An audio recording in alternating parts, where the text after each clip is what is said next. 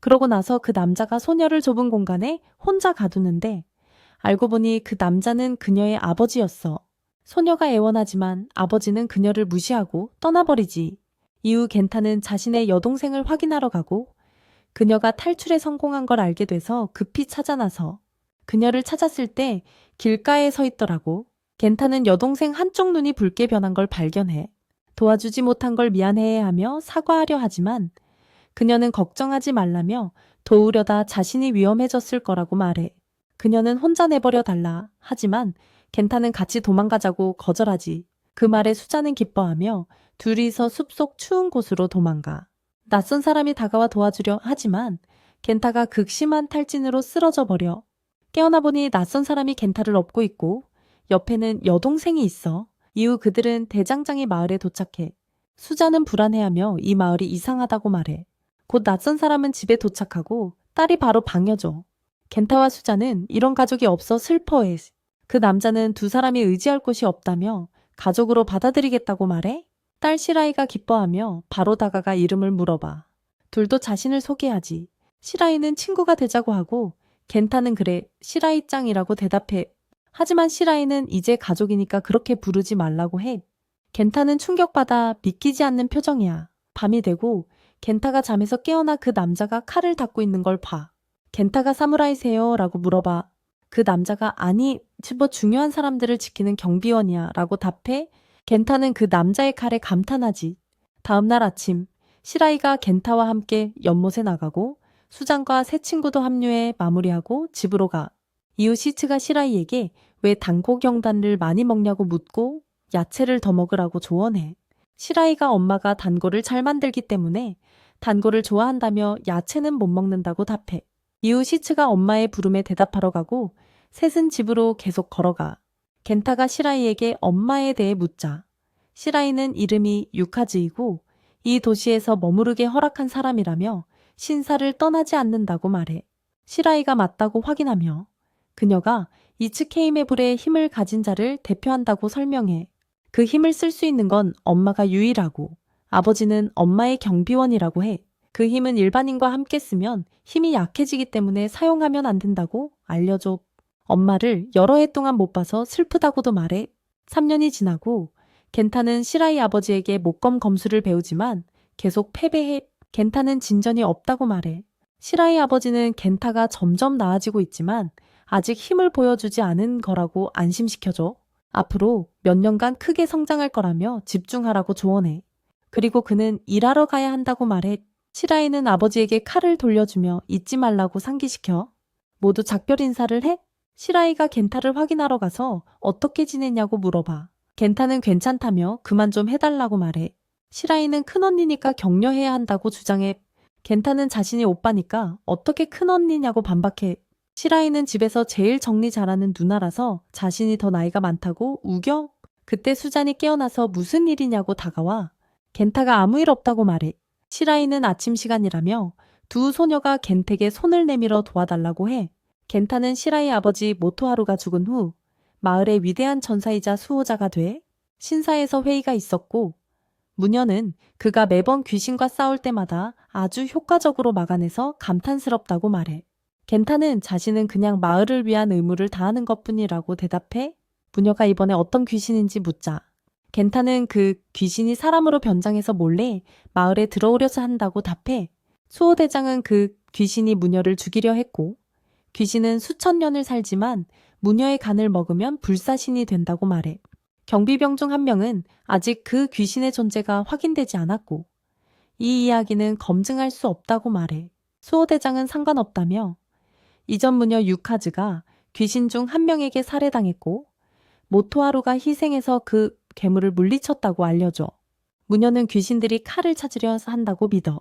수호대장은 이 검이 이 도시에서 뛰어난 기술로 만들어졌고 100년 동안 마법력이 녹슬지 않고 유지되어 왔다고 덧붙여. 그리고 지금 귀신들이 이 마법력을 빼앗으려야 한다고 그는 믿어. 경비병 기요마사는 수호대장에게 이츠게임에는 경비병 둘이 지키고 있으니 걱정할 필요 없고 이상한 남자 겐타는 검질뿐인 재능이 없다고 의심해. 겐타가 기요마사에게 문제가 있냐고 묻자. 무녀가 개입해 이곳은 존중이 있는 곳이니 그런 쓸데없는 문제는 없어야 한다고 상기시켜. 겐타가 사과하고 무녀는 기요마사에게 너도 경비병 아니냐고 묻지. 그는 그렇다며 자신은 그녀만 지킨다고 말해. 수호대장은 회의가 끝났다고 말하고 모두 떠나는데 겐타만 남자 기요마사가 화내. 무녀가 겐테게 밖에 혼자인지 묻고 겐타가 그렇다고 대답해. 무녀는 격식은 접어두라며 그에게 다가가 겐타를 놀라게 해. 무녀는 전에 격식 없이 자신과 어울리라고 부탁한 적 있다고 말해. 겐타는 그녀가 무녀라서 존중해야 한다고 대답해. 무녀는 둘만 있을 때는 이름을 부르라고 하는데 자신을 그렇게 부를 수 있는 사람이 겐타밖에 없기 때문이래. 겐타가 그녀를 진짜 이름 시라이라고 부르자 그녀가 얼굴을 붉혀. 시라이는 겐텍의 모든 걸 의지하는 건 이기적이라고 말해. 겐타는 전혀 문제 없다고 안심시키며 이츠게임에는 의지할 경비병이 있어야 한다고 말해. 시라이는 겐텍에 고마워하며 수잔도 여기서 그를 기다리고 있다고 알려줘. 수잔을 보러 같이 가자고 부탁해. 겐타가 자고 있는 수잔에게 다가가 누가 수잔이 여기 있는 걸 알면 신사의 규칙 때문에 처형당할 수도 있다고 말해. 시라이는 겐타가 귀신과 싸우느라 3일 동안 집에 돌아오지 않아 보고 싶었다고 표현해. 겐타는 이것도 신사의 규칙을 어기는 거라고 대답해. 그리고 수잔을 깨우며 보고 싶었지만 다시는 여기 오지 말라고 해. 이 신사는 그녀에게 출입 금지라고. 수잔은 왜 마음대로 못 오냐고 묻고 겐타는 그게 규칙이라서 따라야 한다고 설명해. 그녀가 동의해. 겐타는 누군가 온다며 조용히 하라고 경고해. 수잔은 탈출구를 안다며 안심시키고 바로 나가. 수호대장이 시라이에게 다가와 들어가서 의견을 나누자고 요청해. 그녀가 허락하자 수호대장은 겐텍에 몇 분만 밖에 있으라고 부탁해. 겐타는 시라이를 혼자 둘 수 없다며 말하려 하지만 시라이는 요청대로 하라고 말해. 밖에 나오자 시라이는 도시의 안전이 겐타 손에 달렸다며 온 힘을 다해 그녀의 수호자가 되어주길 바란다고 말해. 겐타는 시라이 어머니가 돌아가셨던 과거를 떠올려 시라이는 겐텍의 자신이 어머니 대신 새로운 공주가 될 거라고 말해. 그리고 어머니가 목숨 걸고 지킨 이 도시를 사랑한다고 전해. 이 도시는 과거처럼 강해야 하고 그게 해야 할 일이라고 강조해. 하지만 그 이후로 겐타를 보지 못했다고 말해. 겐타는 다시 만날 때까지 싸우며 모토하루의 길을 따라 강해지고 모든 귀신을 죽일 거라고 말해. 그리고 마을 경비병이 되어 그녀를 다시 만날 거라고 다짐해. 그 후 그는 현재로 돌아와 공주의 방을 나섰다. 우리는 두 악맥의 장면이 바뀌고 한 악마가 상황이 어떻게 되고 있냐고 물었다. 여자 악마는 수잔이를 보면서 모든 게 괜찮다고 했지만 아무도 믿지 않았다. 하지만 나는 내 눈으로 확인했고 전에 본 그 아이와 똑같이 생긴 게 확실하다. 젠타의 집으로 장면이 바뀌고 젠타가 잠에서 깨어 방을 나서자 수잔이도 일어나 그가 절에 가는지 물었다. 젠타는 아니라고 나까지 할 일이 없다고 답했고 수잔이는 그 말을 듣고 그를 안으려고 기뻐했다. 그러다 젠타가 눈가에 쓰고 있던 가면을 벗는다고 말하자 수잔이는 다시 가면을 조정해 자신의 눈을 가렸다. 시라가 도착했고 젠타는 놀라서 어떻게 여기까지 왔냐고 물었다. 시라는 몰래 나왔다며 오늘 하루 함께 하자고 청했다. 젠타는 너는 공주인데 위험하니 안 된다고 말했다. 시라는 리더에게 허락을 받았다고 답했다. 수잔이가 예전처럼 같이 아침 먹자고 했다. 그 후 셋이 함께 아침을 먹으며 수잔이는 젠타가 실에게 더 좋은 음식을 가져왔어야 한다고 말했다. 젠타가 조용히 하라고 하며 안 그러면 때릴 거라고 했다. 시라가 너가 수잔이한테 절대 안 때린다는 거 다 알잖아 라고 끼어들었다. 젠타는 필요하면 단호하게 할 수 있고 강할 수도 있다고 주장했다. 시라는 그걸 안 했다고 생각했다. 수잔이가 맞다고 그런 사람이 아니라고 확인했다.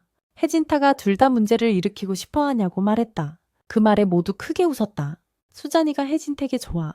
날 때려보라고 말했다. 젠타가 수잔이에게 손을 들어 올렸지만 때리지 못했다.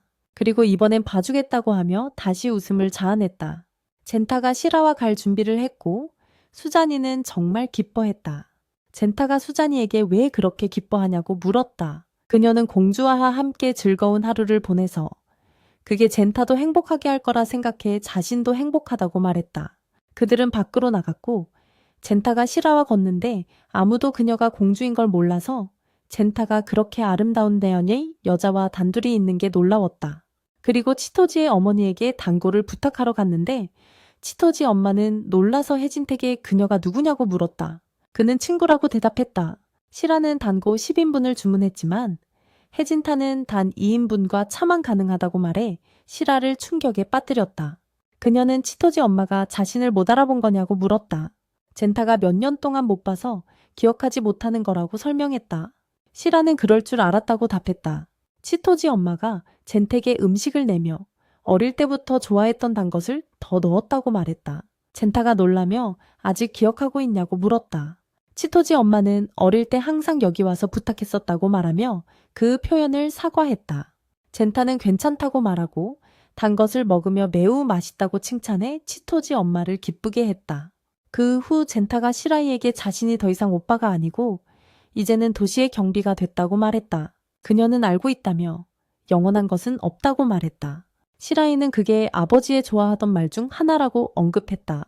젠타는 아버지가 항상 중요한 인생 교훈을 가르쳐 주셨고 그의 모든 걸음마다 함께 해주신 것 같아 계속 그렇게 가고 있다고 말했다. 시라이는 부모님처럼 도시를 지키는 사람이 되고 싶다고 말했다. 그들은 예전에 자주 만났던 좋아하는 장소로 가서 시라이는 젠택에 함께 와줘서 고맙다고 말했다. 젠타는 오늘 정말 즐거웠다고 말했다. 그녀는 그 말을 듣고 기뻐하며 자신만 생각하고 젠타를 강요한 게 미안하다고 말했다.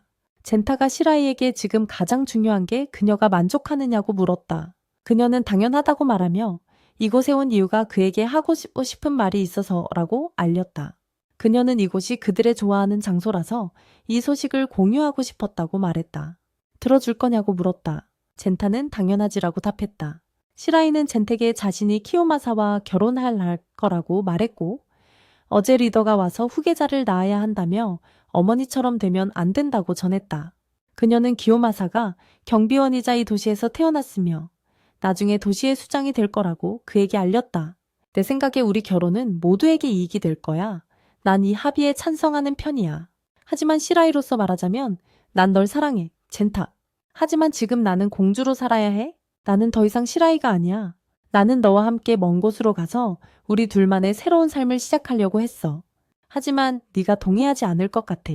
젠타는 당연히 거절할 거라고 대답했다. 시라이는 그에게 너는 나를 사랑하지 않기 때문이라고 말했다. 그는 그녀에게 이 도시와 공주를 지키겠다고 맹세했을 뿐 시라이를 위해서가 아니라고 말했다.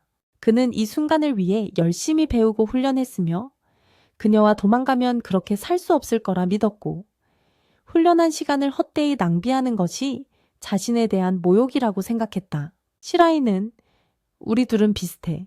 모든 게 끝났을 때 누구와 사느냐보다 어떻게 사느냐를 더 중요하게 생각하니까 그녀는 자신이 공주가 되기로 선택했고 그 정체성을 포기하면 그를 볼 수 없다고 말했다. 그녀는 이 길에서 자신의 발걸음이 틀렸다면 그에 대한 감정도 마찬가지일 거라고 말했다. 그래서 그녀는 그가 끝까지 충성을 다하고 사랑하는 한 계속 공주로 살 것이라고 말했다. 그는 그녀에게 그렇다면 내가 끝까지 널 지키는 경비로 남겠다고 말했다. 다음은 혼자 불안해하는 스즈니로 넘어간다. 그 다음 시라이가 젠택의 숲속을 배배하는 두 마리의 마귀에 대해 알리고 그들을 제거하라고 지시하며 기요마사가 자신을 지킬 거라고 말하는 사원 장면으로 전환된다. 젠타가 그녀에게 알겠어. 최대한 빨리 처리할게. 행운을 빌어달라고 말했다. 그 후 젠타는 사원을 떠났고 기요마사가 그를 기다리고 있었다. 그러자 기요마사가 젠타를 불러 멈추게 하고 무슨 일이냐고 물었다. 내 결혼 소식 못 들었냐고. 젠타가 대답했다. 물론 들었지? 기요마사가 물었다. 아무 행동도 안 했냐고. 젠타는 도시와 공주의 행복을 지키는 게 자신에게 가장 중요하다고 말했다. 기요마사는 그에게 그녀를 사랑하지 않는 척하지 말라며 마음은 어떠냐고 물었다. 미쳤냐? 이 녀석아. 젠타는 당연히 미쳤다며 자리를 떠났고 기요마사는 충격을 받았다. 다음은 혼자 있는 스즈니에게 마귀가 다가오는 장면으로 넘어간다. 그 후 숲속에서 마귀를 찾던 젠택에 갑자기 한 마리의 마귀가 공격을 가한다. 마귀가 기습이었다며 어떻게 피했냐고 물었다. 젠타가 대답했다. 너희 둘이 마귀인 거 알아? 다른 한 마리는 어디 있냐? 마귀는 도시 안에서 중요한 일을 하고 있다고 말했다. 그 후 젠타가 마귀를 공격했지만 명중하지 않았다. 마귀가 방역해 젠타의 얼굴에 상처를 입혔다. 젠타가 다시 공격해 마귀의 손을 잘라냈다.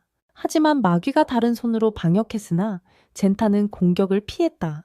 마귀는 잘린 손을 들며 이거 멋진 거라고 말했다. 우리 마귀는 수백 년을 살지만 인간은 인생이 짧다. 그런데도 너희 악마들은 꿈을 다른 이에게 전해 스스로를 뛰어넘을 수 있다. 그리고 그는 젠타를 보며 왜 그 검을 썼는지 안다고 말했다. 자연에 도전하기 위해 이 힘을 모은 거라고 했다. 젠타가 말했다. 사랑하는 사람을 위협하는 자는 누구든 죽이겠다. 다음은 스즈니로 전환된다. 마귀 여자가 다가와 나 누구인지 아니? 라고 묻는다. 스즈니가 대답했다. 너는 마귀 여자인 거 알아? 마귀 여자가 말했다. 물론 나도 너처럼 마귀고 우리 정말 비슷하다고 했다. 스즈니가 아니라고 하며 자신은 인간이고 두려움에 떨고 있다고 말했다. 마귀 여자가 말했다. 형제애가 참 멋지지 않니? 그녀는 형제에 대한 사랑이 그녀를 인간답게 느끼게 한다고 말하며 그녀의 오빠가 그녀를 많이 지켜줬을 거라고 추측했다. 마귀 여자가 그게 대단하다며 내 오빠가 멋지다고 생각하냐고 물었다. 스즈니가 마귀 여자에게 다가가며 당연히 멋지다고 나에게 의미 있는 존재니까 라고 말했다. 마귀 아가씨가 스즈니에게 말했어. 내 마음속에 어린 소녀가 보인다고? 그리고 그녀는 내 오빠를 해치려는 누군가가 있다고 했고 네 힘을 빌려줄 거냐고 물었어. 그냥 나랑 함께 가기만 하면 된다고 했지. 마귀들은 거짓말을 하지 않아. 마귀 아가씨가 손을 내밀었지만 스즈니는 그럴 리 없어라며 거절했어. 네가 나를 해칠 수 없어도 내 오빠가 위험에 빠질 수 있어. 마귀 아가씨가 스즈니에게 말했어. 이걸 보면 네 생각을 고수할 거냐. 그녀는 시라이가 키요마사와 결혼하는 미래를 보여줬어. 그리고 스즈니에게 말했지. 나는 내 오빠의 힘을 가지고 있어. 그리고 미래를 남들과 공유할 수 있는데 그들은 잠깐만 볼 뿐이야. 스즈니는 마귀 아가씨를 밖으로 불러내며 진실을 알고 싶지 않다고 했어. 시라이가 정말 그런 짓을 했냐고 물었지. 마귀 아가씨는 당연하지 라고 대답했어. 스즈니는 거짓말쟁이라고 했고 마귀 아가씨는 믿지 않으면 진실을 보여주겠다고 했어. 마귀 아가씨가 다시 손을 내밀며 이 모든 게 내 오빠를 위한 거라고 말했어. 스즈니가 손을 뻗었어. 이제 진타로 넘어가서 그가 계속 악마와 싸우고 있어. 그는 물속으로 밀려났고 그 뒤에서 악마가 다가왔어. 진타가 악마에게 왜 인간을 해치려 하는지 물었지. 악마는 자신이 그런 존재라서 그렇다고 했어. 진타는 그 말은 자연스럽게 인간을 죽이고 싶다는 뜻 아니냐고 했어. 악마는 자신이 특정 목적을 위해 존재하며 그 목적을 위해 일을 하고 있다고 답했지. 다른 할 일은 없대. 악마는 자신들이 본성에 반항하지 않는다고 말했어. 다른 악마들과는 다르게 진타는 자비 따윈 베풀지 않겠다고 말했어. 악마가 자신은 엄청난 흡수력을 지녔고 다른 악마들을 먹으며 힘을 얻어 구조가 변할 정도의 강력한 힘을 얻었다고 알려줬어. 진타가 악마를 공격했지만 악마의 힘에 팔이 잘리고 검도 부러졌어. 하지만 진타는 부러진 검 조각을 잡아 악마 몸에 찔러 결국 악마를 쓰러뜨렸어. 악마는 이제 목표를 달성했다고 선언했고 함께 있던 다른 악마가 예지력을 지녔으며 170년 뒤 큰 악마가 와서 이 도시의 악마 아이들을 지배할 거라고 했어. 이것이 그들이 이 마을에서 살아가는 방식이며 그래서 이곳에 왔다고 설명했지. 진타는 악마의 말을 듣고 놀라며 여기 악마가 함께 살고 있냐고 물었어.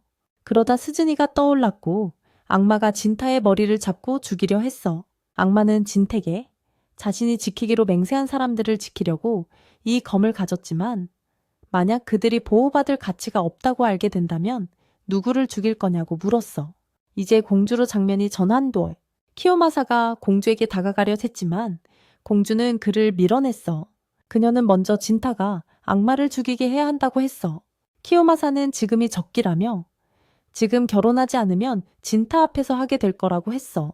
그리고 한 발 물러서며 결정은 공주에게 달렸다고 말했지. 공주가 울기 시작했어. 그녀는 키요마사에게 집중하며 도시를 위해 지금 그와 결혼해야 한다고 잘못 생각했다고 말했어. 그녀가 다가가려 할 때 갑자기 마귀 아가씨가 스즈니와 함께 들어와 둘을 막았어. 스즈니가 상황을 보고 공주에게 왜 이러냐고 물었어. 다시 진타로 전환. 그는 의식을 되찾았지만 팔이 잘린 걸 보고 충격받았어.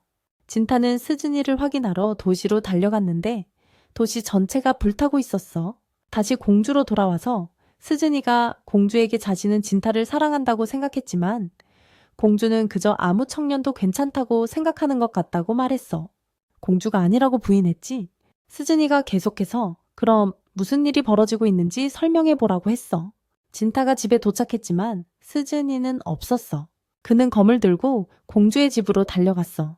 공주의 집으로 전환. 스즈니가 왜 진택에 그런 짓을 했냐고 물었어. 난 너희 둘이 서로 사랑하게 만들려고 애썼고 진타가 항상 행복하길 바랐어. 그런데 너는 이 모든 걸 하고 나서 이런 짓을 하고 있어. 공주는 스즈니에게 대답했어. 내가 진타를 위해 그랬다는 건 알지만 내 몸이랑 내 몸이 성장하지 않아서 계속 그가 동생으로 느낄 수 있게 해야 해. 스즈니가 말했어. 나는 내 말을 믿었고 너를 위해서라면 이 모든 걸 견딜 준비가 되어 있었어. 공주는 스즈니에게 대답했어. 미안하지만 난 이제 한 사람일 뿐이고 도시 전체를 지켜야 하는 공주야. 그게 진타의 마음에 보답하는 유일한 방법이니까. 스즈니가 공주에게 진심이냐고 물었어. 내 오빠를 위한 사랑을 이런 낯선 사람들한테 내줄 거야. 그 후 그녀는 눈가리개를 벗고 웃기 시작하며 나를 바보로 만든 게 재미있냐고 물었어. 그녀는 공주에게 입 다물고 움직이지 말라고 명령했어. 악마 여자가 스즈니에게 말했어. 이제 내가 한 말을 알겠지. 공주는 다른 남자 품에 안겨 있고 내 오빠는 숲속에서 그녀를 위해 목숨을 걸고 있어. 근데 그녀는 오빠 등 뒤를 찌르고 있어. 진실도 모르고 발버둥 치는 게 웃기지. 그녀는 스즈니에게 이 속이는 공주 때문에 오빠가 다친 게 화나지 않냐고 물었어. 스즈니가 대답했어. 차라리 죽었으면 더 나았을 텐데. 그 후 스즈니는 악마 여자로 변신했고 검은 연기가 자욱하게 피어올랐어. 그녀는 공주에게 이제 죽어야 한다고 했지만 기요마사는 칼을 잡고 공격하려 했어. 하지만 악마 여자가 그를 쳐서 기절시켰어. 칼도 스즈니를 겨누었고 악마 여자는 기요마사를 밀쳐내며 둘이 문제를 같이 해결하라고 했어. 그 후 스즈니가 칼을 잡았지만 진타가 다가와 끼어들었어.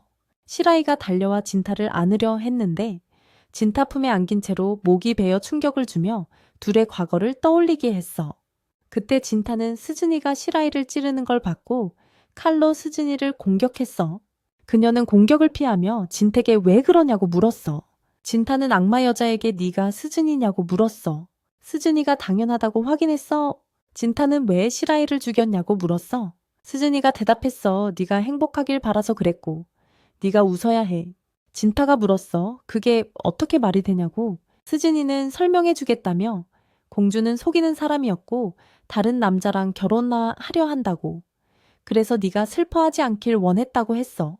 진타가 간청했어. 제발 조용히 해줘. 스즈니가 말했어. 아직도 그녀를 사랑한다고 하지 마. 그녀는 완전한 거짓말쟁이야.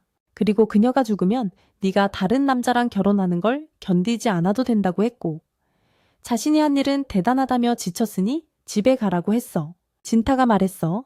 우리를 자식처럼 키워준 사람들을 배신했고 시라이도 죽였으며 도시를 완전히 불태웠는데 이제 와서 지쳤다고. 스즈니가 물었어. 그게 문제야? 진타가 대답했어. 이제야 내가 알겠어. 내가 오래 알던 스즈니는 사라졌다는 걸. 그는 그녀를 공격하며 때리기 시작했지만 마치진 못했어. 하지만 그녀는 그가 자신을 죽이려는 시도에 충격받았어. 그리고 진타도 악마로 변신해 자신이 죽인 악마의 힘을 얻었어. 스즈니가 그렇게 변한 진타를 보자 방어하려 했고 자신은 그를 위해 그랬다고 말했지만 진타는 조용하라고 했어. 스즈니가 말했어. 그래서 너도 다른 사람들처럼 나를 버릴 거구나. 그녀는 그가 다르다고 생각했고 모든 사람 중에 그가 내 곁에 있을 줄 알았다고 했어. 그리고 그녀는 그가 필요 없다고 했고 그가 그녀를 소중히 여기지 않으니 지옥에 가서 살겠다고 했어. 그녀는 빠르게 공격하며 그의 주변을 빠르게 움직이다가 갑자기 멈춰서 너는 죽어야 한다며 손을 그의 몸속에 깊이 찔렀어. 손을 빼려 했지만 빠지지 않았어. 그때 진타가 새로운 힘으로 강력한 일격을 가해 스즈니를 밀어냈지만 그녀는 다시 일어났어. 진타가 말했어. 그 정도 공격으론 부족해. 그리고 또 다른 일격을 노렸지만 대신 다른 악마 여자가 다쳤어. 그 악마 여자가 스즈니에게 멀리 가라고 했어.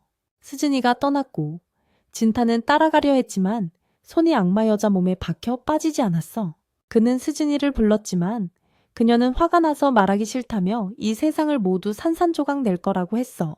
그리고 얼마 후 다시 찾아올 거라며 그게 마지막 방문이 될 거라고 했어. 그 여마기는 기쁘게 웃으며 이제 자신의 목표를 이루었다고 말했다. 진타는 여마귀 몸에서 손을 빼며 우리가 목표를 달성하고 있다고 말했고, 그녀는 당연히 그게 우리가 원하는 거라고 답했다. 그리고 그녀는 미래를 봤다며 우리 마귀들은 시간 변화 속도를 따라잡을 수 없다고 했다. 어둠이 인간들이 만든 빛을 삼켜버릴 거라고, 그 빛은 우리 집을 훔쳐가고 있다고 했다.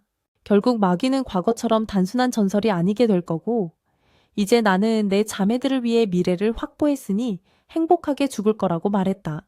하늘이 비가 내려 불을 끄는 데 도움을 주었다. 그 후 겐타는 시라이를 붙잡고 모든 훈련 끝에 그녀를 지키는 생각조차 못했다는 걸 깨닫고 분노했다. 겐타는 집으로 가서 짐을 싸고 떠날 준비를 했다. 그는 경비대장에게 가서 어디 가는 거냐고 물었다. 겐타는 도시 밖으로 나가 재훈련을 받고 더 강해져서 큰 마귀가 도시를 공격할 때 맞설 거라고 말했다. 경비대장은 그가 말하는 게 여동생인지, 그리고 그녀를 죽일 수 있다고 생각하는지 물었다. 겐타는 자신도 시라이를 사랑했기에 오직 미움뿐이라고 말했다. 그는 어떤 수단을 써서라도 끝내야 한다고 주장했고, 내 안에 아기 수존이를 죽이라고 부추기고 있다고 했다. 이제 그는 이 문제를 해결할 방법을 찾아야 했다. 경비대장은 이제 네가 마귀가 되었으니 살인이 전부인 줄 알았다고 했다. 그런데 네 안에 품위가 남아있구나. 그래서 그는 겐텍에 한 자루의 검을 건넸다. 겐타는 검을 받아 뽑았다.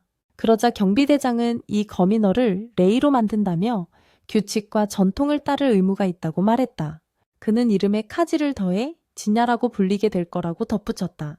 겐타는 자신에게 이 검이 있을 자격이 없다고 말했다.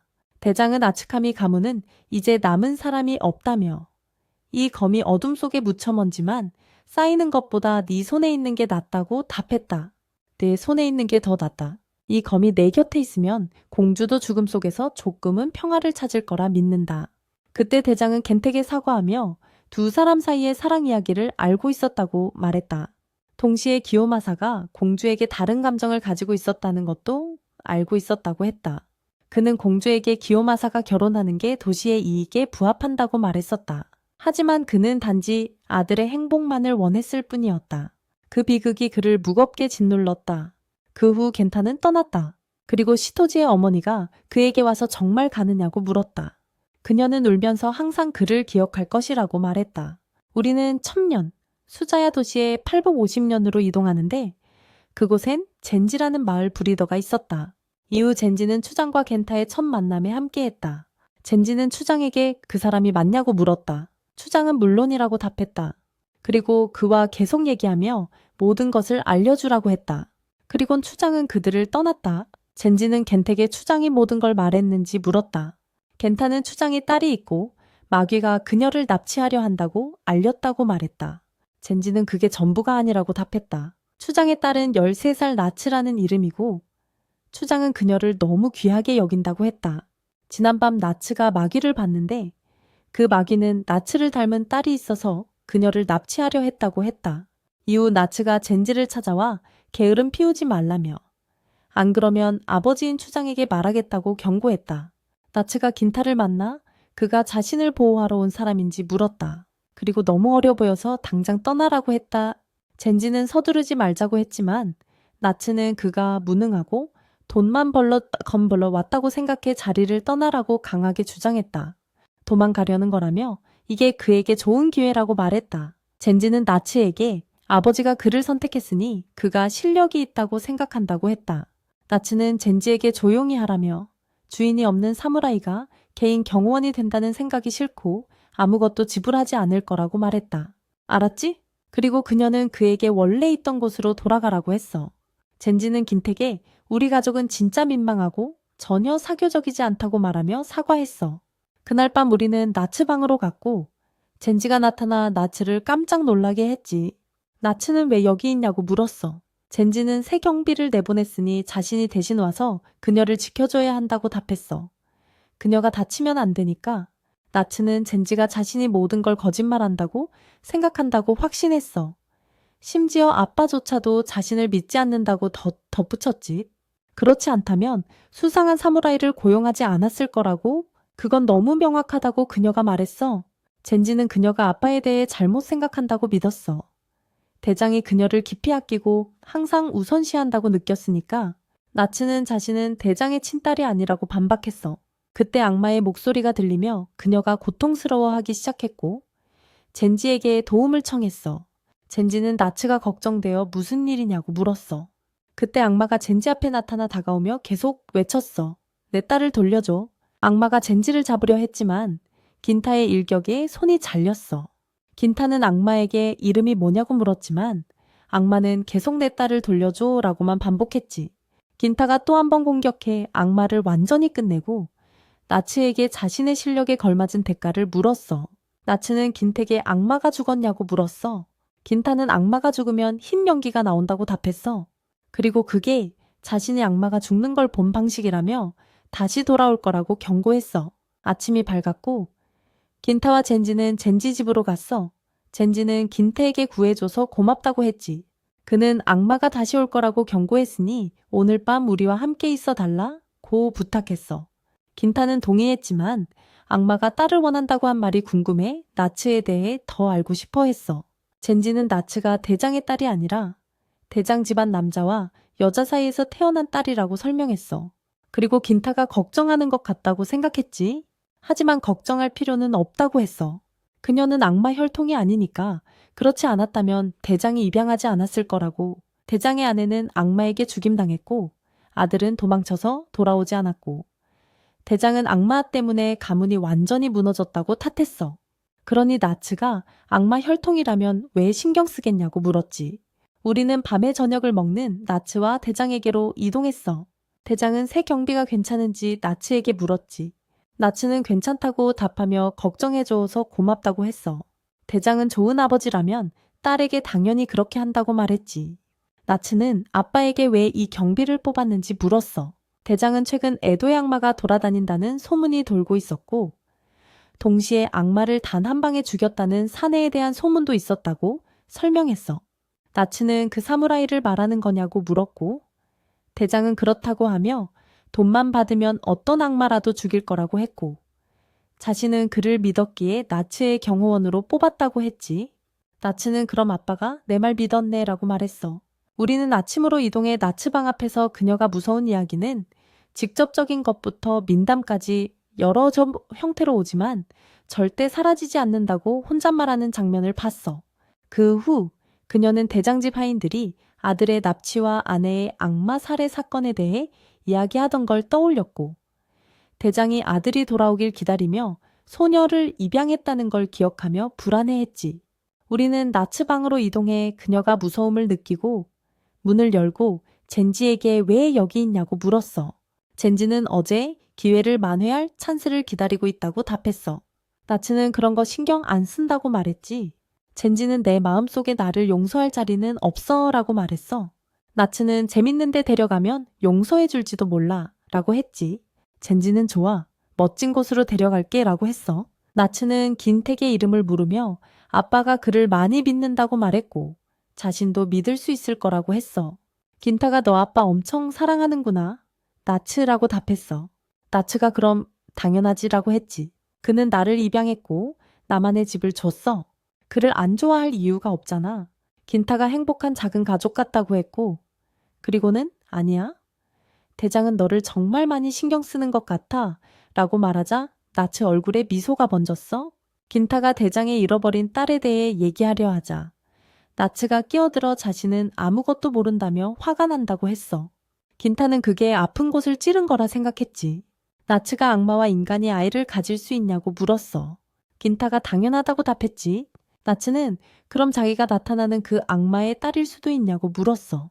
긴타가 그 악마는 내 아버지가 아니라고 말해줬어. 나츠가 그걸 어떻게 알 수 있냐고 했지. 긴타는 그 악마가 누군지 알고 있고 오래된 인연이 있어서 의심할 여지 없이 네 아버지가 아니라고 확신한다고 설명했어. 나츠가 긴택에 그게 진짜냐고 물었어. 그는 거짓말이 아니라고 확신시켜주고 젠지에게 악마가 어떻게 태어나는지 아냐고 물었지. 젠지는 악마도 다른 사람들처럼 부모에게서 태어나는 게 분명하지 않냐고 말했어. 아니면 자신의 정보가 틀린 거냐고. 긴타가 악마가 태어나는 방법은 여러 가지가 있다고 정정했지. 두 악마가 만나 아이를 낳는 게 정상적인 방법이라고 말했어. 또 다른 방법은 악마가 쾌락을 위해 인간을 침범한 후 어떤 악마들은 아무것도 없이 태어나기도 한다고 했지. 그는 특히 쓴맛, 분노, 질투, 슬픔, 집착 같은 어두운 감정이 사람들 속에 깊이 스며들어 응고되어 고체 형태가 된다고 설명했어. 아무것도 없이 태어난 악마는 살로 된 감정이라고 했지. 얘기하는 동안 나츠는 무서움을 느꼈고 악마가 다시 나타났어. 긴타가 악마에게 다가가 이름이 뭐냐고 물었어. 그는 악마에게 몇 대를 날려 넘어뜨리고 나츠에게 죽여줄까? 라고 물었지. 나츠의 감정 때문에 악마가 나타날 수 있었고 혼란을 만들고자 하는 내 욕망의 반응에 나타난 거라고 말했어. 그래서 네 아버지가 너에게 집중할 수 있었다고. 그는 진짜 딸처럼 대우받고 싶었고 갑자기 이 악마에게 공격받는 게 바로 네가 원한 거였다고 말했어. 아무도 듣고 싶어 하지 않는 말이었지. 하지만 그게 바로 네가 바란 거 아니었냐고. 나츠는 아파하며 그만하라고 애원했고 그래서 이 못생긴 악마가 정말 이상하게 느껴졌다고 스스로 말했어. 긴타는 악마를 죽여도 곧 다시 돌아올 거고 네가 감정을 다스릴 때까지 영원히 사라지지 않을 거라고 경고했어. 나츠가 긴택에 그걸 어떻게 해? 라고 물었지. 어떻게 하는지도 모르겠어. 긴타는 그게 아주 간단한 문제라고 말했어. 그냥 나한테 죽여달라고 해. 나츠는 보기 싫은 것들을 외면하며 약한 자신을 두려워했다고 생각했어. 그녀가 원하는 건 누군가에게 사랑받는 것뿐이었는데 그가 그런 감정을 가졌다고 믿을 수 없었지. 그녀는 악마가 공격해주면 아버지가 와서 진짜 딸로 인정해줄 거라 상상하기 시작했어. 마치 자신이 여왕인 것처럼 그녀의 마음은 그런 못된 감정으로 가득 찼고 이제 그것들이 현실이 되었어. 그 악마는 바로 그녀 자신이었고 죽여야 할 존재도 자신이었어. 진기가 말했지. 죽여야 할 건 악마뿐이고 그녀 자신은 아니라고. 만약 이 악마가 나츠의 감정에서 태어났다면 그건 중요하지 않다고 했어. 그는 나츠의 손을 잡으며 자신을 믿으라고 했어. 자신은 그녀와 대장에 대해 모든 걸 알고 있다고. 서로 아끼고 있고 대장은 진짜 딸처럼 그녀를 사랑한다고 말했지. 하지만 둘 다 소통하는 방법을 몰라서 진짜 가족처럼 솔직하게 마주하고 대화하는 법부터 시작해야 한다고 했어. 나츠가 긴택에 악마를 죽여달라고 부탁했어. 그 후 긴타는 악마 앞에 서서 준비하고 강한 일격으로 괴물을 반으로 쪼갰지. 진기가 하얀 연기를 보고 이번엔 죽었냐고 물었어. 긴타가 물론 죽었다고 답했지. 그 후 나츠는 잠자리에 들었고 긴타는 그녀 방 밖에서 기다렸어. 악마가 다시 나타났고 자신이 의심하던 바가 맞다고 했어. 그는 이 악마가 나츠의 감정 때문만이 아니라 이 땅에 악마가 될 수도 있는 다른 공주들이 있다고 말했지. 그는 진기의 말을 떠올렸어. 그녀가 대장의 아내였고 악마에게 죽임을 당했으며 악마는 아내에게 돌아가고 싶어 한다고. 그가 말한 딸은 수준이인 대장 부인의 딸이었다. 긴타는 이렇게 만날 줄은 상상도 못했다고 말했어. 그는 악마에게 분명한 기억이 있다고 말하며 다시 한번 이름을 알려달라고 부탁했어. 하지만 악마는 아무 말도 하지 않고 내 딸을 돌려줘 라고 되돌려 말했지. 긴타는 사람은 미래에 갇히지 말고 현재를 살아야 한다고 했어. 그래서 평안히 쉬라고 부탁했지. 그리고 그를 죽였고 다시 한번 하얀 연기가 피어올랐어. 긴타는 진기의 집으로 갔어. 진기는 그에게 우리 위해 해준 거 고마워요 라고 말했어. 나츠는 감사 인사를 하려다. 앞으로 더 잘하려고도 노력하겠지만 익숙해지는 데 시간이 좀 필요하다고 말했어.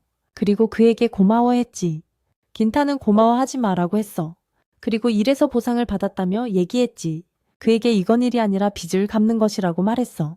일정 나이까지 산다고 해서 어른이 되는 건 아니지만 시간을 많이 보내면 강한 시야를 갖게 된다고 했어. 어렸을 때는 세상이 자신 눈에 보이는 대로만 정의됐고 해를 끼치는 건 잘못됐다는 걸 알았지만 동생과 아버지 일로 그걸 깨달았다고 했지.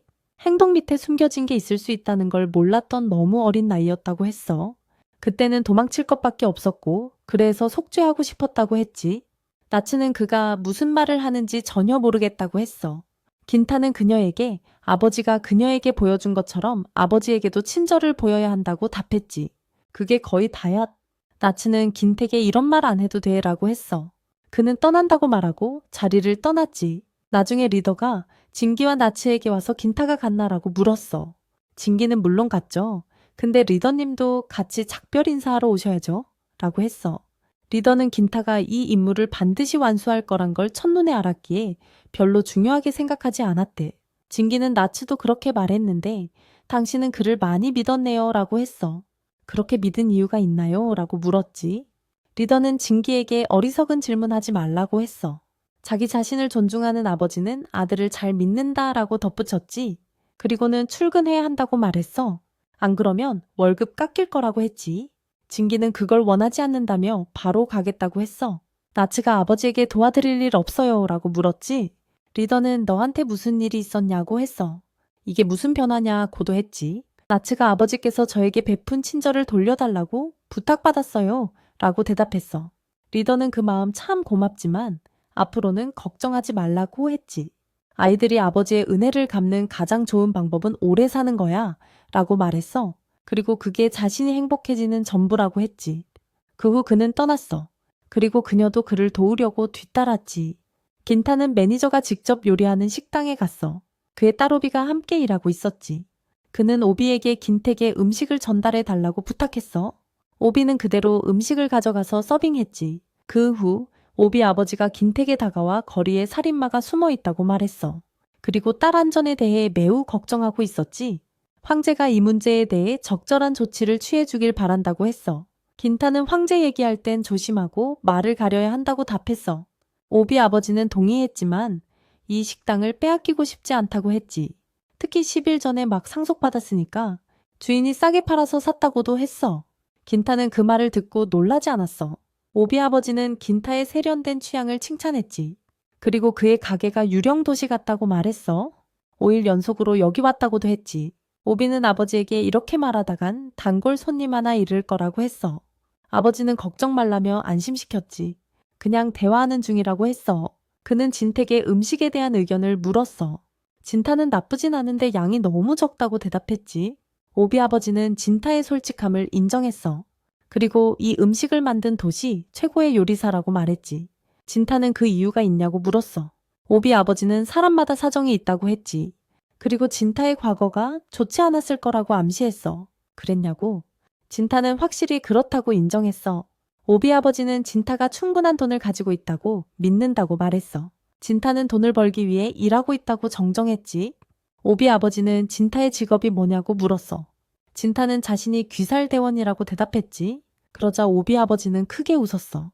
그리고 지금 아틀란으로 가는 중이냐고 물었지. 진타는 그렇다고 확인했어. 진타가 떠나려 할 때였어. 오비 아버지는 진택의 살인범에 대해 자신이 한 말을 기억하라고 일러줬지. 소문에 따르면 이 살인범은 아예 칼을 쓰지 않는다고 했거든. 하지만 피해자들은 모두 훼손된 상태로 발견됐어. 시체 수가 너무 많아서 걱정된다고 했지. 최근에 실종된 사람들이 발견된 시체들과 함께 많았다면서 경고했어. 그 사람들이 살인범에게 공격당했거나 납치됐을 가능성이 있다고 했지. 사람들은 이 모든 게 귀신 때문이라고 믿었어. 진타가 살인범이 어디에 있는지 물었지. 그는 살인범이 에도 지역에 있다고 대답했어. 그때 오비가 진택에 다가왔어. 그리고 숨어있는 살인범과 귀신들이 무섭다며 경고했지. 길거리 다닐 때 매우 조심하라고 당부했어. 왜냐면 거기가 위험투성이니까. 진타는 자신은 밤에 다니는 거에 대해 잔소리들을 나이는 지났다고 답했지. 오비는 그런 것만 부각시키는 게 아직 애라는 증거라고 받아쳤어. 그 후 진타는 시라시비 다리로 이동했어. 오늘 꼭 살인범을 보고 싶다고 생각하며 하지만 모든 소원이 다 이루어지는 건 아니잖아. 움직이려다 비명소리를 듣고 무슨 일인지 보러 달려갔지. 그곳에서 남자들이 죽어있는 걸 발견했어. 그는 죽은 자들이 남자라고 말했어. 그리고 여성의 비명소리를 들었다고 했지. 그때 살인범이 그를 공격했어. 부상을 입혔지. 그리고 다시 공격하려 했어. 하지만 진타가 그 공격을 막았지. 살인범은 결국 진타의 등 뒤를 찔렀어. 그리고 도망쳤지. 진타는 그 힘이 매우 흥미롭다고 말했어. 그래서 다시 공격해주길 바란다고 했지. 그리고 자신은 기다리고 있다고 내면의 귀신 힘을 끌어올리며 긴장했어. 살인범이 다시 진타를 공격했어. 진타는 살인범의 칼을 부러뜨리고 공격을 노렸지. 하지만 빗나갔어. 진타는 살인범에게 다시 한번 해보라고 다그쳤어. 살인범은 기다리라며 말했지. 그리고 자신의 정체를 드러냈어. 진타는 살인범 이름이 뭐냐고 물었어. 살인범은 자신을 무스키라고 불러달라고 했지. 진타는 무스키라는 이름을 죽을 준비를 하지 않으면 절대 잊지 않을 거라고 말했어. 무스키는 싸울 생각이 없다고 방역했지. 진타는 그 말을 듣고 매우 웃겼다며 자신은 정반대의 인상을 받았다고 했어. 무스키는 진타가 살인범이라고 믿었다고 설명했지. 그리고 누가 그 짓을 했는지는 귀신이라며 그 냄새를 쫓다가 진타를 찾았다고 했어. 결국 진택에 왔다는 거지. 진타가 자신을 살인범이라 부르니 자신이 아니란 걸 깨달았다고 했어. 진타는 왜 귀신이 연쇄살인범을 쫓는지 물었지. 무스키는 누군가 보지 않게 다른 곳에서 얘기하자고 제안했어. 다음으로 둘은 무스키 집으로 이동했고 무스키는 독이 든 게 아니니 마시라고 권했지. 진타는 설령 독이 들어있어도 자신은 죽지 않을 거라고 답했어. 무스키는 귀신이 성장하면 인간 모습을 선택해 사회 속에서 살아간다고 말했어. 그는 진택에 악마는 거짓말하지 않고 대신 사라진다고 말했다. 무스키는 진택에 자신이 그 소박한 집에서 살고 있다고 말했다. 진타가 대답했다. 사실 나는 특별한 악마라고. 무스키는 자신이 가진 힘이 투명하라고 설명하며 100년을 살아온 고위급 악마 중 하나라고 밝혔다. 진타는 그래도 약하니까 별로 중요하지 않다고 말했다. 무스키는 그들이 신체적인 힘보다 깨어난 힘으로 우월하다고 여겨진다고 답했다. 하지만 고위급 악마 중에도 느리고 약한 놈들이 있고 자신이 그런 부류라고 생각한다고 했다. 진타가 묻길 연쇄살인범이 아니지. 무스키가 그렇다고 확인했고 진타도 자신은 아니라고 답했다. 진타는 무스키 말을 믿겠다고 안심시켰다. 무스키는 고마움을 표하며 감사를 전했다. 진타가 묻길 말도 없이 연쇄살인범으로 오해해서 왜 자신을 공격했냐고 했다. 무스키가 실종 사건에 대해 들어본 적 있냐고 물었다. 진타는 희생권행자 수가 실종자 수와 맞지 않는다고 인정했다. 그는 이전에 여자 비명을 들었지만 시신은 찾지 못했다고 말했다. 무스키는 그게 맞다며 살인범이 항상 여자를 납치하기 때문에 희생자는 남자들이라고 설명했다. 진타가 무스키가 어떻게 확신하는지 물었다. 무스키는 살인범이 자신의 아내 하츠오를 납치했다고 답했다. 자신이 악마임에도 불구하고 아내가 한 달 전 흔적도 없이 사라졌고 열흘 뒤 강가에서 시신을 발견했다고 했다. 그가 만난 경찰은 그녀가 끔찍하게 강간당했다고 말했고 하츠오는 모두에게 사랑받았다고 했다. 그녀가 그렇게 죽을 자격이 없다는 걸 알았다. 무스키는 인간으로 살았지만 사회를 위해서가 아니라 아내를 위해서였다고 말했다. 하지만 그 끔찍한 괴물에 대해 큰 증오를 느꼈고 그녀의 목숨을 이렇게 빼앗은 놈에게 복수하고 싶었다. 그래서 진택에 그 일에서 손을 떼라고 부탁했다.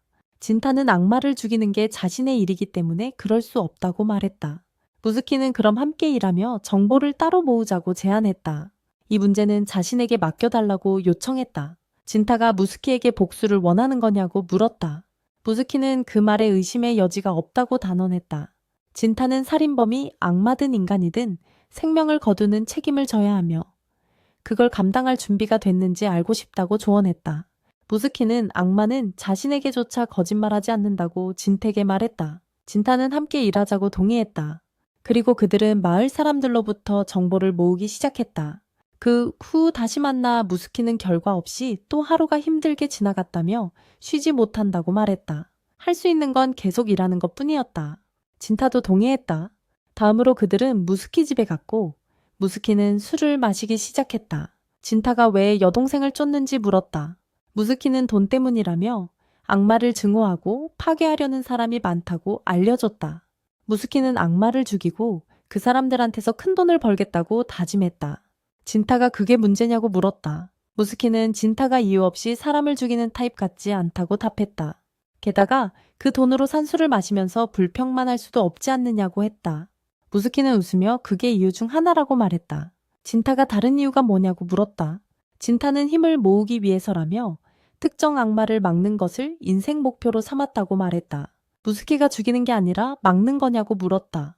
진타는 원래 인간이었지만 사랑하는 여자가 악마에게 죽는 걸 보고 자신도 악마가 되었다고 말했다. 그래서 인간을 위협하는 악마를 죽이는 건 당연한 일이었다. 무스키는 그래도 그 악마를 살려뒀다고 지적했다. 진타는 수존이가 악마로 변했을 때를 떠올리며 다시 만나면 어떻게 할지 결정하지 못했다고 말했다. 그는 많은 힘이 필요했다. 자신이 겁쟁이라는 것도 인정했다. 아내를 위해 복수할 때 뭐 할 거냐고 물었다. 무스키가 아무것도 하지 않을 거라고 대답했다. 하지만 내가 인간으로 살 수 있었던 유일한 이유는 폭력을 싫어해서 인간들에게 쫓기거나 내 동족과 싸우고 싶지 않기 때문이야. 내가 바라는 건 평화로운 삶을 사는 것뿐이고 아내가 내 곁에 있었으면 해. 그때가 오면 혼자 살면서 아내의 무덤을 돌볼 거야. 진타는 그가 이유 없이 아무것도 하지 않는 타입이라고 말했지만 그런 식으로 생각하지 말라고 했어. 사실 그는 여동생에 대한 맹목적인 증오에 사로잡혀 있었어. 우리는 발트오비라는 가게로 이동했고 진타는 거기서 밥을 먹었어. 오비가 진택에 물었어. 범인 찾았어. 진타가 대답했지. 찾고 있다고 한 적 없어. 오비가 말했어. 근데 내일이 악마를 죽이는 거라면서 킬러에 관한 소문을 쫓는 것도 일의 일부라고 생각하는 게 당연하지 않아. 진타가 일이 잘 안 풀린다고 말했어. 오비 아빠가 말했지. 내 친구도 힘들구나. 그렇지. 생계 유지가 진짜 골칫거리니까.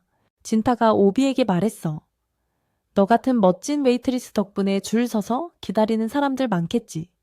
애도 사람들이 다 바쁜가 봐. 오비 아빠가 물었어. 오비가 매력이 있다고 생각하지. 진타가 답했지. 10점 만점에 8점 정도. 오비 아빠가 말했어. 내가 듣고 싶던 말이야. 그리고 그는 진택의 취향이 뛰어나다고 했어. 오비가 아빠에게 물었지.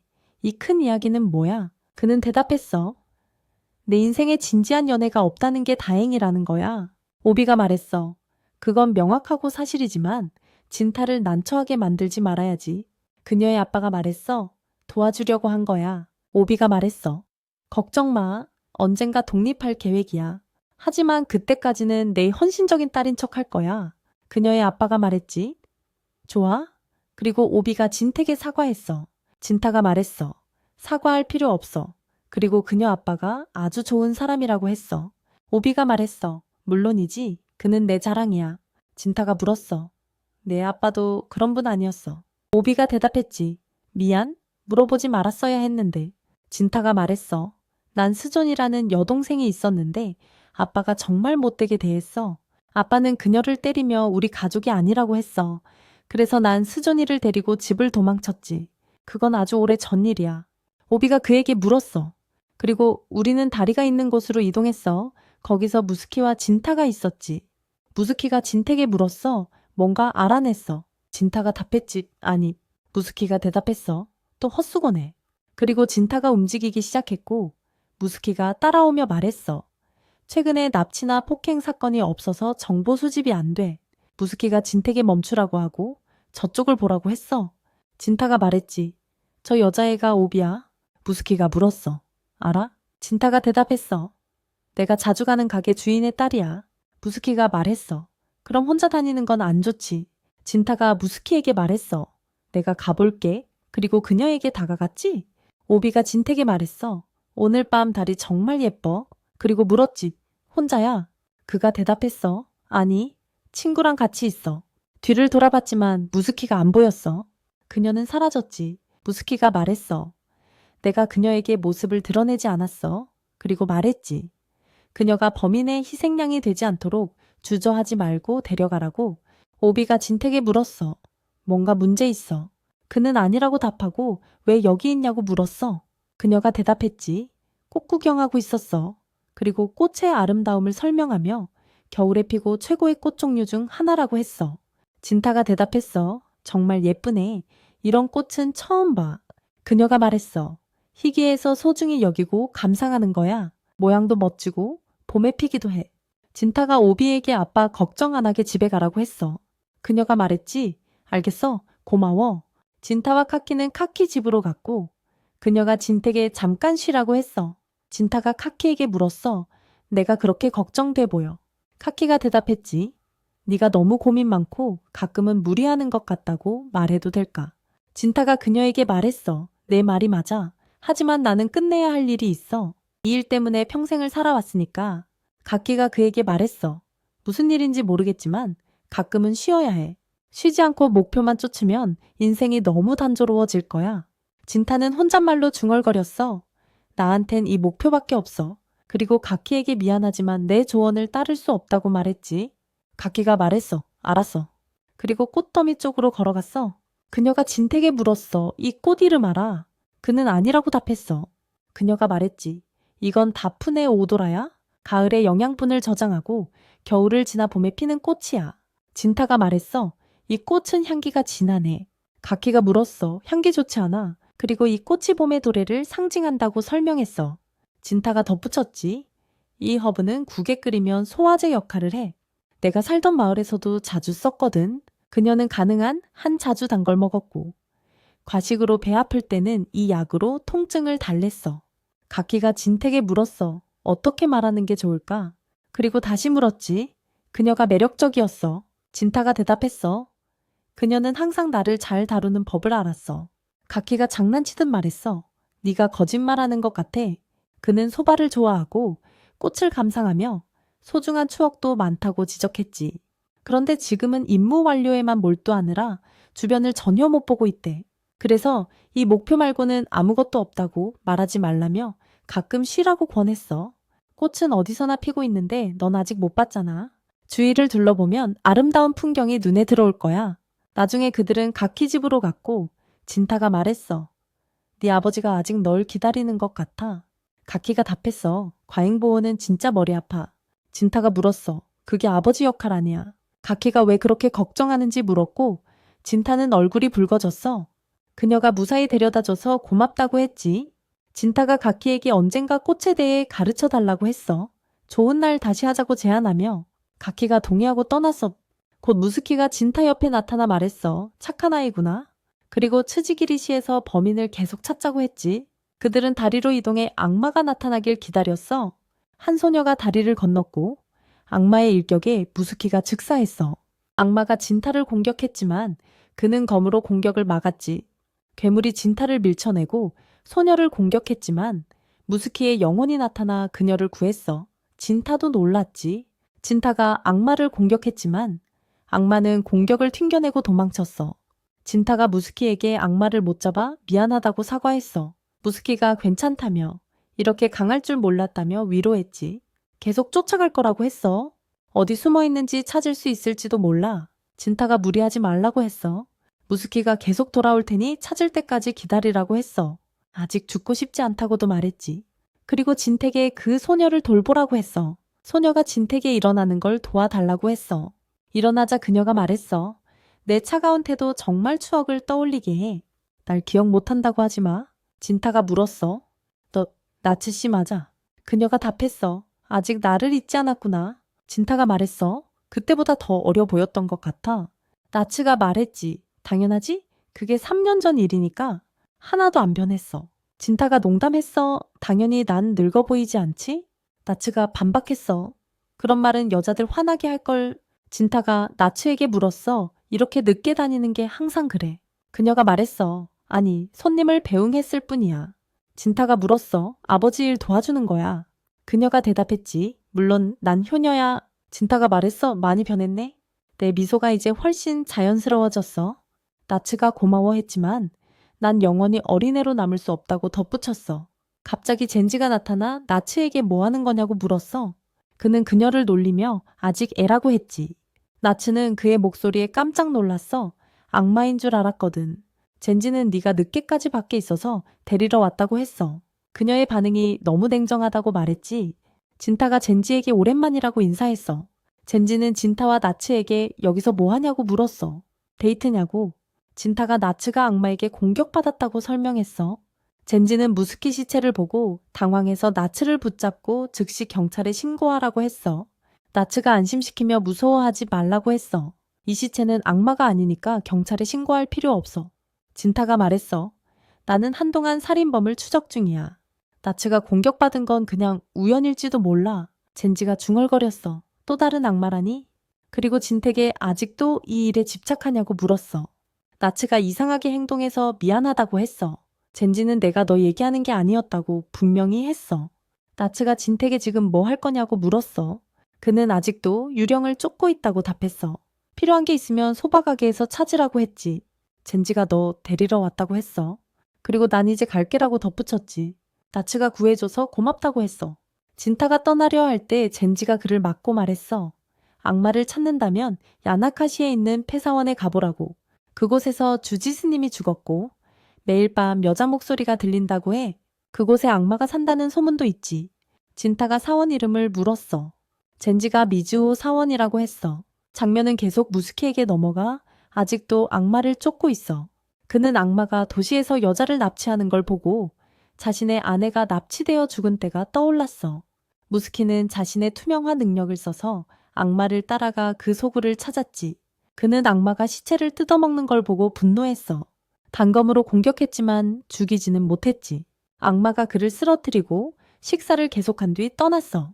나중에 진타가 악마 소굴에 도착해 피 흘리는 무스키를 발견했어. 무스키가 미안하다며 이렇게 된 모습 보여줘서 죄송하다고 했지. 그는 여기가 악마가 시체를 먹는 곳이라며 바로 그 악마가 아내를 죽였다고 설명했어. 그리고 진택에 부탁했어. 단검을 건네면서 이 단검은 카타노이드가 만든 거라 악마를 죽일 수 있어. 아내의 복수를 위해 꼭 써줘. 진타가 말했어. 내 뜻대로 하겠지만 나에게 힘을 빌려줘. 무스키가 대답했지. 물론이지. 가까운 친구가 부탁하면 내 힘을 필요할 때 언제든지 써도 좋아. 도와주려고 주는 힘이니까. 진타가 무스키의 힘을 흡수했어. 그 후 무스키는 악마 무리 한가운데로 들어가 과거 아내를 처음 만났을 때를 떠올렸지. 그때의 행복했던 순간들을, 그리고 자신이 악마라고 고백했을 때를. 아내가 말했어. 내가 사랑한 사람은 인간도 악마도 아니라고. 바로 너라고. 그 말에 무스키는 정말 행복했어. 그리고 현재로 돌아와 죽음을 맞았지. 그의 떠남 뒤로 하얀 연기가 피어올랐어. 진타가 말했어. 내 뜻은 내 마음에 새겨져 있어. 그 후 악마는 계속 시체를 가져와 먹었어. 도시 사람들도 지켜보면서 어두운 밤에 먹으려 계획하고 있었지. 자신의 자리로 이동해 여자를 잡아먹었을 때 진타가 무스키의 힘을 사용해 다가가 악마에게 심한 타격을 입혔어. 악마는 극심한 고통을 느꼈지. 진타가 악마에게 말했어. 내 마음도 내 외모만큼 원시적이구나. 그러자 악마가 진택에 여러 차례 공격을 퍼부었어. 하지만 진타는 모두 피했지. 그리고 자신의 안에 숨겨진 악마의 힘을 드러냈어. 그에게 말했어. 이 숨겨진 힘이 지금 너를 죽일 거야. 그럼 악마를 공격해서 머리를 베어버려. 그 후에 진타가 악마에게 다가가서 말했어. 내가 알고 싶은 걸 말해줘. 그는 많은 실종자가 있다고 말했어. 그리고 죽은 피해자 수가 맞지 않는다고 했지. 네가 남자들은 바로 죽이고 여자들은 여기로 데려와서 잡아먹으니까. 그래서 시체가 쌓이지 않는 거야. 그런데 문제는 무스키 아내의 시체가 발견됐다는 거야. 그러니까 무스키가 쫓던 적이 아직 살아있다면 어떻게 아내 시체가 발견될 수 있지? 그는 물었어. 너는 누구냐고? 진타가 대답했지. 너랑 비슷한 존재야. 근데 여자를 잡아먹는 대신 그는 탐욕 때문에 악마들을 잡아먹어. 내 힘을 내가 먹겠어. 그가 물었어. 그게 대시냐고? 그는 대답했지. 짧은 시간 동안 속도가 급상승하는 기술이야. 발로 딛고 공중에도 움직일 수 있어. 진짜 실용적인 능력이야. 이제 내 힘을 이해했어. 근데 네 마음은 어때? 그는 그의 눈을 응시했고 그가 무스키 안에 하츠오라는 걸 깨달았어. 그리고 그녀가 도시 사람 손에 죽었고 그것이 그녀를 악마로 만든 원인이었지. 그러자 악마가 죽었고 하얀 연기가 나왔어. 진타는 충격받으며 말했지. 말도 안 돼. 그리고 자리를 떠났어. 그 후 우리는 카키 아버지 가게로 이동해 카키 아버지가 딸 카키에게 물었어. 왜 진타 씨가 우리 집에 안 오는 거야? 카키가 말했지. 사쿠사 가는 길에 봤고 잠깐 얘기했어. 일이 끝나면 다시 온다고 했어. 아버지는 대답했지. 예전보다 도시는 많이 안정됐다고 들었는데 일이 끝난 게 아니야? 카키가 말했어.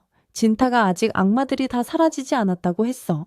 그 후 하츠오를 죽인 자들이 또 다른 표적을 찾아 나섰어. 한 명이 다른 사람에게 말했지. 지난 표적은 정말 좋았어. 남편 무스키를 계속 부르면서 끝까지 싸운 게 더 흥미진진했어. 그때 진타가 나타나 그들을 공격했고 한 명씩 쓰러뜨려 둘 다 죽였어. 그리고 무스키 단검으로 찌르며 말했지. 내 소원 다 들어줬다. 무스키. 그리고 떠났어. 꽃들 사이에 작은 소녀가 노래하며 공놀이를 하고 있었어. 그 꽃들은 수련이었지. 그녀는 노래를 멈추고 계속 이어지는 게 없다고 했어. 전사 아라모리가 밤길을 걷고 있었고 그 앞에 아이를 데리고 마을 사람이 걷고 있었어. 아라모리는 그 노인을 아는 사람인 줄 알고 거의 불렀어. 그런데 나츠와 부딪혔지. 나츠가 보니 그가 무기 2개를 가지고 있어서 바로 사과했어. 나츠가 말했지. 미안해. 앞을 안 봤어. 그 후 카키 아버지는 그녀를 아라모리에게 소개하며 그는 친절한 사무라이라고 했어. 그 다음 카키 아버지 식당으로 이동해 카키가 음식을 서빙했지만 그가 먹지 않았어. 카키 아버지가 물었지. 왜 안 먹어? 나츠가 대답했어. 작은 문제가 있어서 잠깐 이야기 좀 들어줄 수 있냐고 물었지.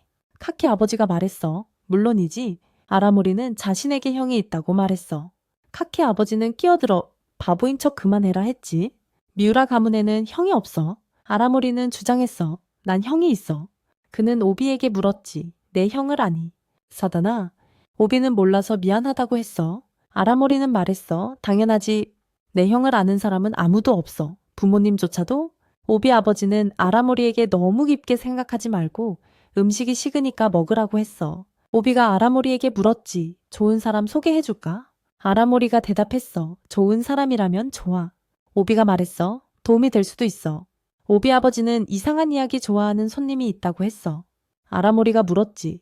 그 사람은 악을 무찌르는 검사냐고. 그리고 이렇게 돈을 버는 거야. 아리모리의 말에 다들 웃었어. 오비 아버지가 대답했지. 아니, 이 사람은 용병이고 분명히 널 도와줄 수 있어. 물론 돈은 받을 거야. 그는 대단한 결투사고 한 번의 검격으로 악당들을 무찔러. 오비가 아리모리에게 말했어. 다루기 힘들 수도 있지만 좋은 사람이고 좀 괜찮은 편이야. 오비 아버지는 매일 여기서 가키소바를 먹는다면서 우리가 얘기한 그 사람이 바로 여기 있다고 했어. 겐타가 식당에 들어와 음식을 주문하며 아리모리의 시선을 끌었지. 오비 아버지가 겐택에 물었어. 이번에도 가키소바 맛있었어. 겐타가 대답했지. 아니, 늘 똑같아.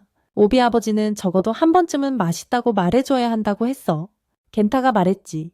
모든 식당에 있는데도 여기서 먹는 게 좋아. 그때 오비가 그에게 차를 따라줬어.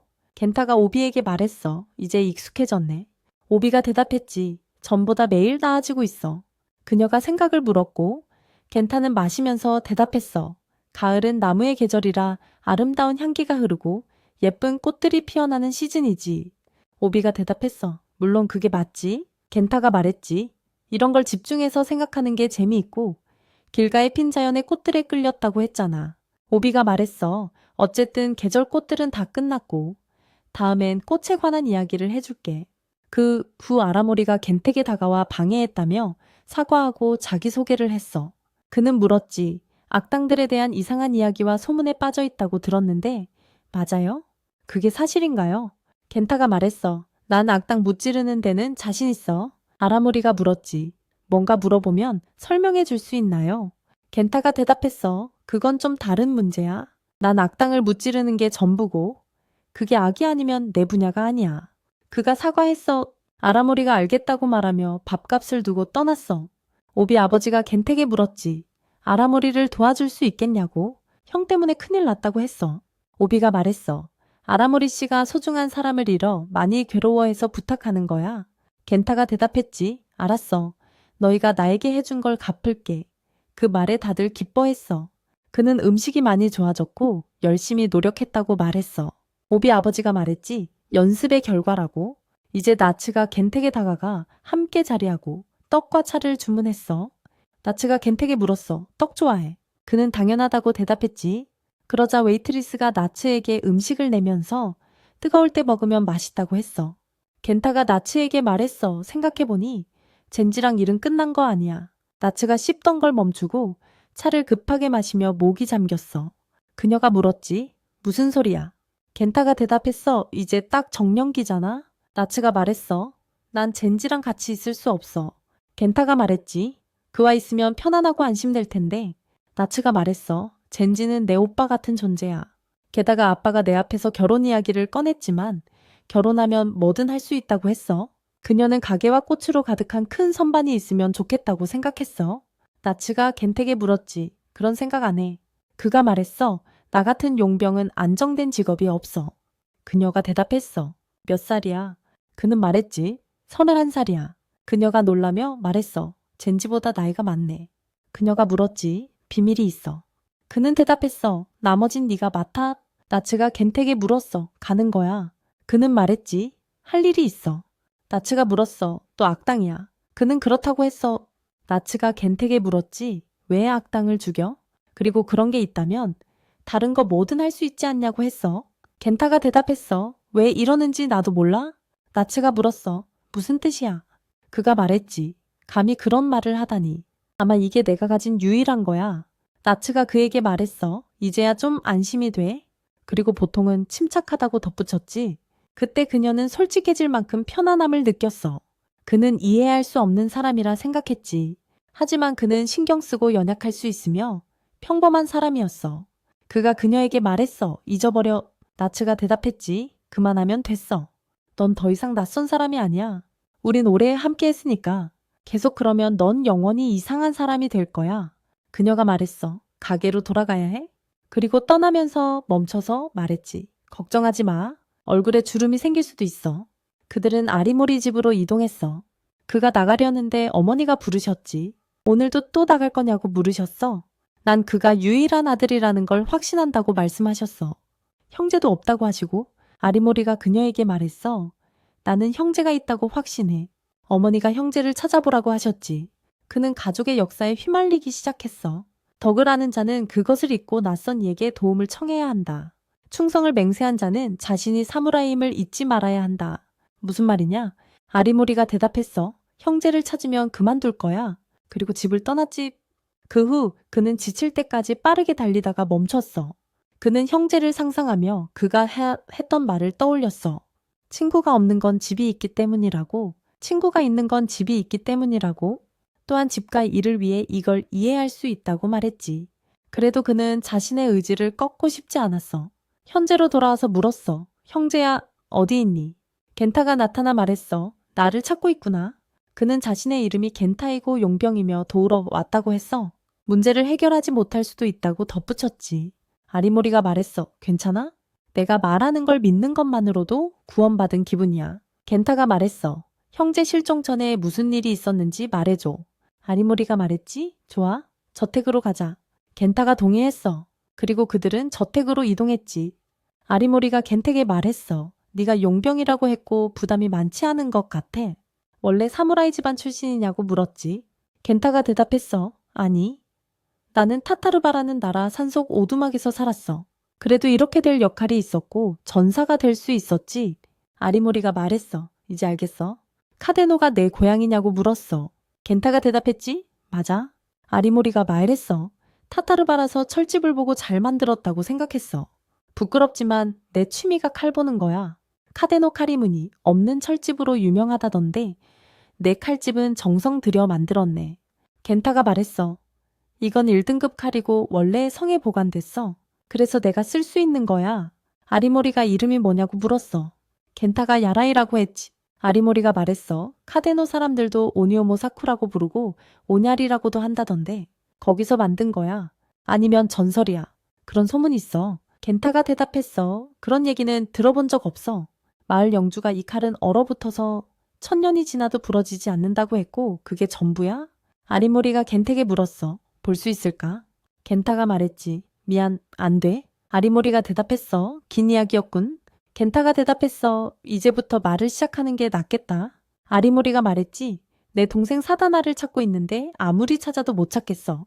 게다가 아무도 내 동생을 기억하지 못하고 우리 부모님도 그런 이름을 아는 사람이 없대. 나는 집에서 외동이야. 기억하는 사람이 몇 있었지만 결국 똑같은 답변만 받았어.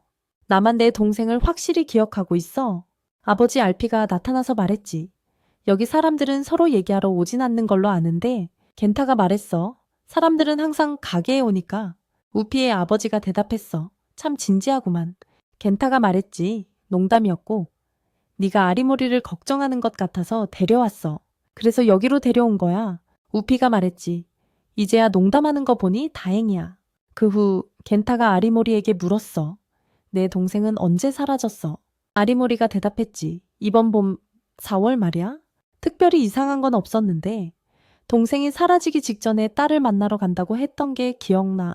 동생 방에 꽃이 있었는데 이름은 모르겠지만 향이 강했어. 흰 줄무늬가 있는 작은 꽃이었고 가운데에 연한 노란색 꽃잎이 있었어. 내 동생은 꽃을 좋아하는 타입이 아니라서 이상하게 궁금했어. 겐타가 아리모리에게 물었어. 그걸 언제 발견했어? 아리모리가 대답했지. 사라진 후에. 방에 들어가는 사람은 나밖에 없어서 거기에 두고 간 줄 알았어. 겐타가 아리모리에게 물었어. 그 꽃 아직도 있어. 아리모리가 말했지. 증거로서 보관하고 있어. 겐타가 말했어. 내일 저택을 보고 싶어. 다음 날 켄타는 우피 아버지의 식당에 갔고 나츠가 우피에게 밥을 주문하라고 하며 맞아줬어. 우피 아버지가 켄택에 물었어. 언제부터 시작했어? 켄타가 대답했지. 며칠 전부터야. 우피 아버지가 말했어. 더 열심히 해야겠다. 우피가 아버지에게 물었지. 무슨 말이야? 그리고 켄택에 말했어. 꽤 친해졌구나. 나츠가 말했지. 별로야?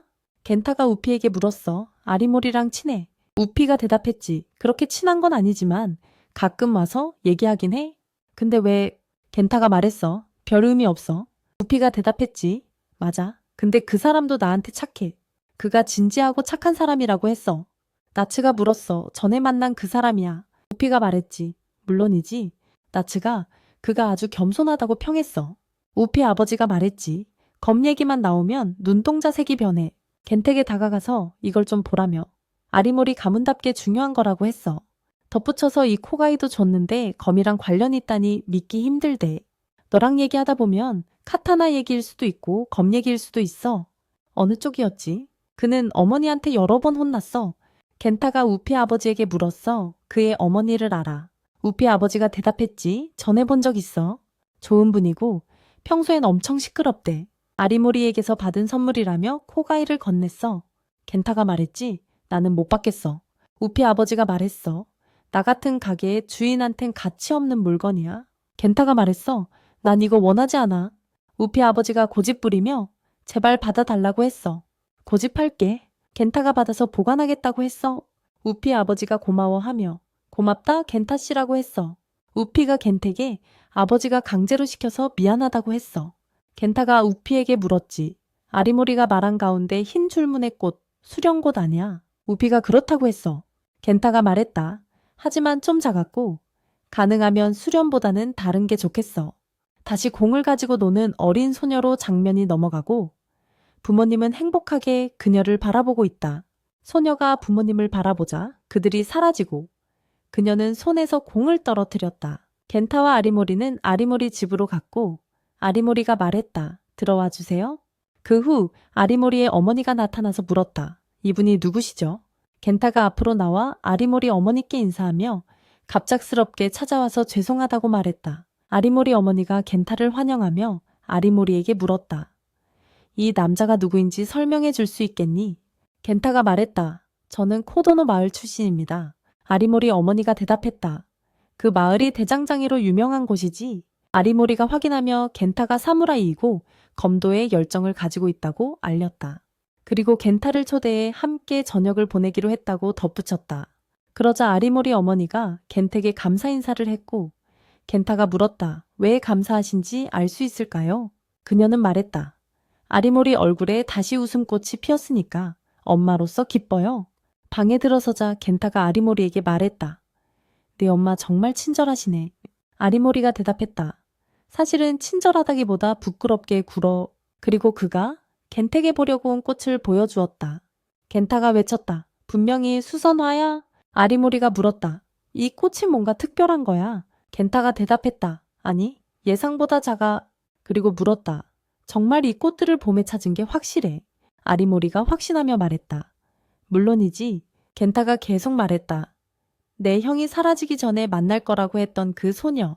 이제는 그녀가 악마라고 믿게 됐어. 그는 형이 다른 세계로 끌려갔을지도 모른다고 말했다.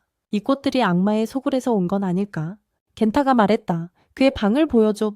아리모리가 동의하며 말했다. 알았어. 지금 따라와. 아리모리가 떠났을 때 겐타는 따라가지 않았다. 아리모리가 물었다. 왜 나랑 안 따라왔어? 겐타가 대답했다. 미안해. 먼저 가. 아리모리가 말했다. 근데 네가 혼자 방 찾을 줄 몰라서 그렇잖아. 겐타가 주장했다. 괜찮아? 아리모리가 대답했다. 알았어. 그리고 방을 나갔다? 그가 떠난 후 겐타는 생각했다. 내가 당당하게 있으면 아무 일도 안 일어날지도 몰라. 아리모리가 형 방으로 가는 길에 겐타는 몰래 그를 따라갔다. 아리모리가 도착했을 때 이상한 향기가 났고 어지럼증이 느껴졌다. 그리고 그는 다른 세계로 이동했고 한 소녀가 불길 속에서 부모님을 구하려 했지만 실패했다. 불에 타 모든 것이 재가 되었다. 소녀는 땅에 누웠고 일어나서 사람들 사이를 걷기 시작했지만 모두가 그녀를 두려워했다. 누군가에게 붙잡으려 했지만 모두 도망쳤다. 그녀는 물에 비친 자신의 모습을 보고 눈이 빨갛다는 걸 발견했고 악마로 변했다는 의미였다. 그녀는 부모님과 집을 잃었고 기억도 조각나면서 상황이 더 나빠졌다고 자신에게 말했다. 그녀는 달리기 시작하며 자신을 잃었고 다시는 그 정원으로 돌아갈 수 없을 거라고 말했다. 그 후 그녀는 도시로 와서 자랐다. 나중에 아리모리 집에 갔고